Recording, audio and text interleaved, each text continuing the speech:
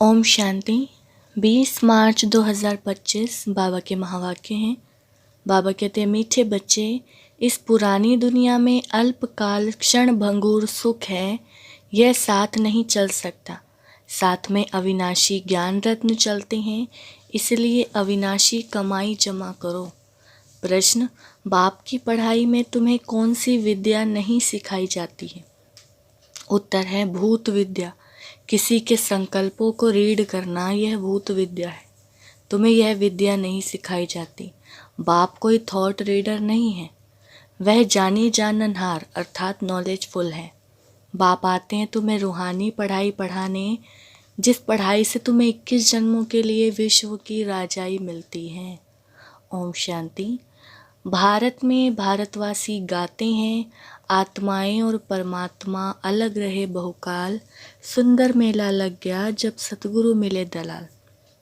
अब बच्चे जानते हैं, हम आत्माओं का बाप परमपिता परमात्मा हमको राजयोग सिखला रहे हैं, अपना परिचय दे रहे हैं और सृष्टि के आदि मध्य अंत का भी परिचय दे रहे हैं। कोई तो पक्के निश्चय बुद्धि हैं, कोई कम समझते हैं। अब नंबरवार तो है ना। बच्चे जानते हैं, हम जीव आत्माएं परमपिता परमात्मा के सम्मुख बैठे हैं। गाया जाता है, आत्माएं परमात्मा अलग रहे बहुकाल। अब मूल वतन में जब आत्माएं हैं तो अलग होने की बात नहीं उठती। यहाँ आने से जब जीव आत्मा बनते हैं तो परमात्मा बाप से सभी आत्माएं अलग होती हैं। परमपिता परमात्मा से अलग होकर यहाँ पार्ट बजाने आते हैं। आगे तो बिगर अर्थ ऐसे ही गाते थे, अभी तो बाप बैठ समझाते हैं। बच्चे जानते हैं, परमपिता परमात्मा से हम अलग हो यहाँ पार्ट बजाने आए हैं। तुम ही पहले पहले बिछड़े हो तो शिव बाबा भी पहले पहले तुमसे ही मिलते हैं। तुम्हारे खातिर बाप को आना पड़ता है। कल्प पहले भी इन बच्चों को ही पढ़ाया था, जो फिर स्वर्ग के मालिक बने। उस समय और कोई खंड नहीं था। बच्चे जानते हैं, हम आदि सनातन देवी देवता धर्म के थे, जिसको डिटी रिलीजन, डिटी डिनेस्टी भी कहते हैं। हर एक को अपना रिलीजन होता है। रिलीजन इज माइट कहा जाता है। धर्म में ताकत रहती है। तुम बच्चे जानते हो, ये लक्ष्मी नारायण कितनी ताकत वाले थे। भारतवासी अपने धर्म को ही नहीं जानते, किसी की बुद्धि में भी नहीं आता। बरोबर भारत में इनका ही धर्म था। धर्म को ना जानने के कारण ये रिलीजियस बन गए हैं। रिलीजन में आने से तुम्हारे में कितनी ताकत रहती है। तुम आयरन एजेड पहाड़ को उठाए गोल्डन एजेड बना देते हो। भारत को सोने का पहाड़ बना देते हो। वहाँ तो खानियों में ढेर सोना भरा रहता है। सोने के पहाड़ होंगे जो फिर वह खुलेंगे। सोने को गलाकर उनकी ईंटें बनाई जाती है। मकान तो बड़ी ईंटों का ही बनाएंगे ना। माया मचंदर का खेल भी दिखाते हैं ना, वह सब कहानियाँ हैं। बाप कहते हैं, सबका सार मैं तुमको सुनाता हूँ। दिखाते हैं, ध्यान में देखा, हम झोली भर कर ले जाते हैं। ध्यान से नीचे उतरा तो कुछ नहीं रहा। जैसे तुम्हारा भी होता है, इसको कहा जाता है दिव्य दृष्टि। इसमें कुछ रखा नहीं है। नौदा भक्ति बहुत करते हैं, वह भक्त माला ही अलग है, यह ज्ञान माला अलग है। रुद्र माला और विष्णु की माला है ना, वह फिर है भक्ति की माला। अभी तुम पढ़ रहे हो राजाई के लिए। तुम्हारा बुद्धि योग है टीचर के साथ और राजाई के साथ। जैसे कॉलेज में पढ़ते हैं तो बुद्धि योग टीचर के साथ रहता है। बैरिस्टर खुद पढ़ाकर आप समान बनाते हैं। यह बाबा खुद तो बनते नहीं, यह वंडर है। यहाँ तुम्हारी यह है रूहानी पढ़ाई। तुम्हारा बुद्धि योग शिव बाबा के साथ है। उनको ही नॉलेजफुल ज्ञान का सागर कहा जाता है। जानी जाननहार का मतलब यह नहीं है कि वह सबके दिलों को बैठ जानेगा कि इनके अंदर क्या चल रहा है। वह जो थॉट रीडर होते हैं वो सब सुनाते हैं, उसको भूत विद्या कहा जाता है। यहाँ तो बाप बैठ पढ़ाते हैं मनुष्य से देवता बनाने। गायन भी है ना, मनुष्य से देवता किए किए करत ना लागी वार। अभी तुम बच्चे समझते हो, हम अभी ब्राह्मण बने हैं, फिर दूसरे जन्म में हम देवता बनेंगे। आदि सनातन देवी देवताएं ही गाए जाते हैं। शास्त्रों में तो ढेर की ढेर कहानियाँ लिख दी हैं। यहाँ तो बाप बैठ डायरेक्ट पढ़ाते हैं। भगवानुवाच, भगवान ही ज्ञान का सागर, सुख का सागर, शांति का सागर है। तुम बच्चों को वर्षा देते हैं, यह पढ़ाई है तुम्हारी 21 जन्मों के लिए, तो कितना अच्छी रीति पढ़ना चाहिए। यह रूहानी पढ़ाई बाप एक ही बार आकर पढ़ाते हैं, नई दुनिया की स्थापना करने लिए। नई दुनिया में इन देवी देवताओं का राज्य था। बाप कहते हैं, मैं ब्रह्मा द्वारा आदि सनातन देवी देवता धर्म की स्थापना कर रहा हूँ। जब यह धर्म था तो और कोई धर्म नहीं थे, अभी और सब धर्म है। इसलिए त्रिमूर्ति पर भी तुम समझाते हो।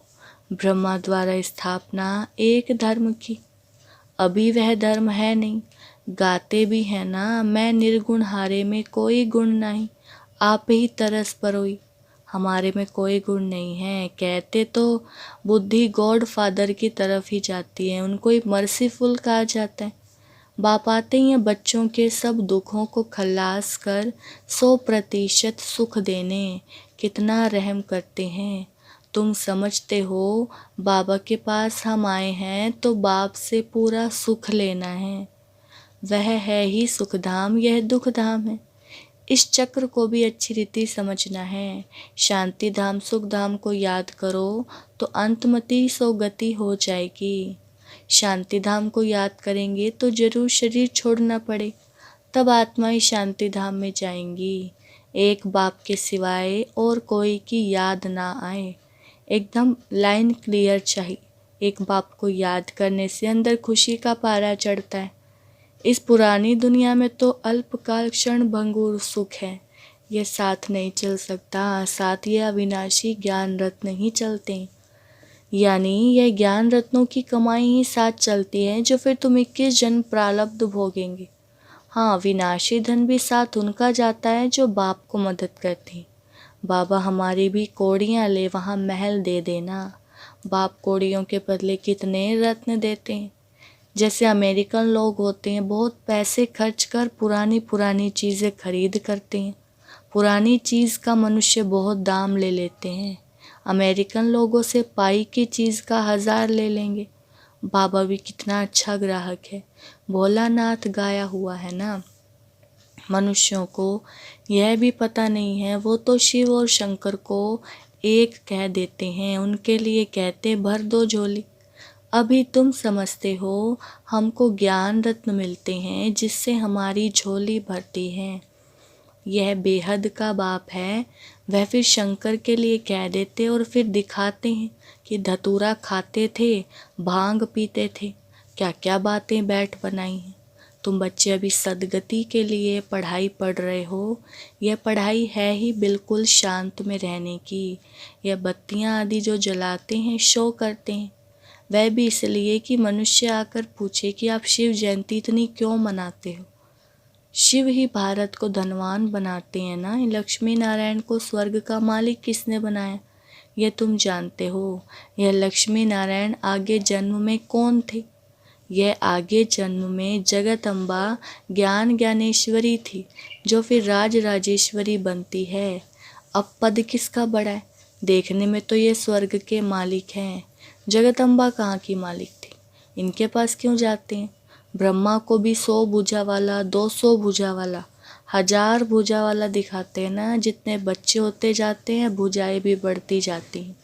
जगदम्बा को भी लक्ष्मी से जास्ती भुजाएं दी हैं। उनके पास ही जाकर सब कुछ मांगते हैं, बहुत आशाएं ले जाते हैं, बच्चा चाहिए, यह चाहिए, आदि आदि। लक्ष्मी के पास कभी ऐसी आशाएं नहीं ले जाएंगे, वह तो सिर्फ धनवान है। जगदम्बा से तो स्वर्ग की बादशाही मिलती है, यह भी किसको पता नहीं। जगदम्बा से क्या मांगना चाहिए, यह तो पढ़ाई है ना। जगदम्बा क्या पढ़ाती है? राजयोग, इसको कहा जाता है बुद्धि योग। तुम्हारी और सब तरफ से बुद्धि निकल एक बाप से लग जाती है। बुद्धि तो अनेक तरफ भागती है ना। अब बाप कहते हैं, मेरे साथ बुद्धि योग लगाओ, नहीं तो विकर्म विनाश नहीं होंगे। इसलिए बाबा फोटो निकालने की भी मना करते हैं, यह तो इनकी देह है ना। बाप खुद दलाल बन कहते हैं, अभी तुम्हारा वह हथियाला कैंसिल है। काम चिता से उतर, अब ज्ञान चिता पर बैठो। काम चिता से उतरो, अपने को आत्मा समझ मुझ बाप को याद करो तो विकर्म विनाश होंगे और कोई मनुष्य ऐसे कह ना सके। मनुष्य को भगवान भी नहीं कहा जा सकता। तुम बच्चे जानते हो बाप ही पतित पावन है, वही आकर काम चिता से उतार ज्ञान चिता पर बिठाते हैं। वह रूहानी बाप है, वह इनमें बैठ कहते हैं तुम भी आत्मा हो, औरों को भी यही समझाते रहो। बाप कहते हैं मन मना भव, मन मना भव कहने से ही स्मृति आ जाएगी। इस पुरानी दुनिया का विनाश भी सामने खड़ा है। बाप समझाते हैं यह है महाभारी महाभारत लड़ाई। कहेंगे लड़ाई तो विलायत में भी होती है, फिर इसको महाभारत लड़ाई क्यों कहते हैं? क्योंकि भारत में ही यज्ञ रचा हुआ है, इनसे ही विनाश ज्वाला निकली है। तुम्हारे लिए नई दुनिया चाहिए तो मीठे बच्चे पुरानी दुनिया का विनाश जरूर होना चाहिए। तो इस लड़ाई की जड़ यहाँ से निकलती है। इस रुद्र ज्ञान यज्ञ से महाभारी लड़ाई विनाश ज्वाला प्रज्वलित हुई। भल शास्त्रों में लिखा हुआ है, परंतु किसने कहा है यह नहीं जानते हैं। अभी बाप समझा रहे हैं नई दुनिया के लिए। अभी तुम राजाई लेते हो, तुम देवी देवता बनते हो। तुम्हारे राज्य में और कोई भी होना नहीं चाहिए। डेविल वर्ल्ड विनाश होता है, बुद्धि में याद रहना चाहिए कि कल हमने राज्य किया था, बाप ने राज्य दिया था, फिर 84 जन्म लेते आए, अभी फिर बाबा आया हुआ है। तुम बच्चों में यह तो ज्ञान है ना। बाप ने यह ज्ञान दिया है जब डीटी धर्म की स्थापना होती है तो बाकी सारे डेविल वर्ल्ड का विनाश होता है। यह बाप बैठ ब्रह्मा द्वारा सब बातें समझाते हैं।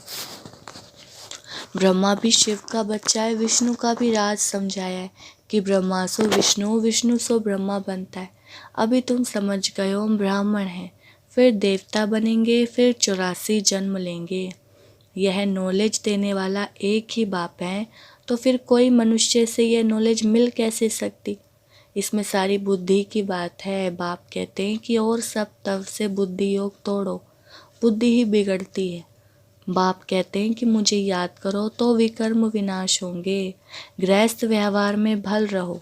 एम ऑब्जेक्ट तो सामने खड़ी है, जानते हो कि हम पढ़कर यह बनेंगे। तुम्हारी पढ़ाई है ही संगम युग की। अभी तुम ना इस तरफ हो ना उस तरफ हो, तुम बाहर हो।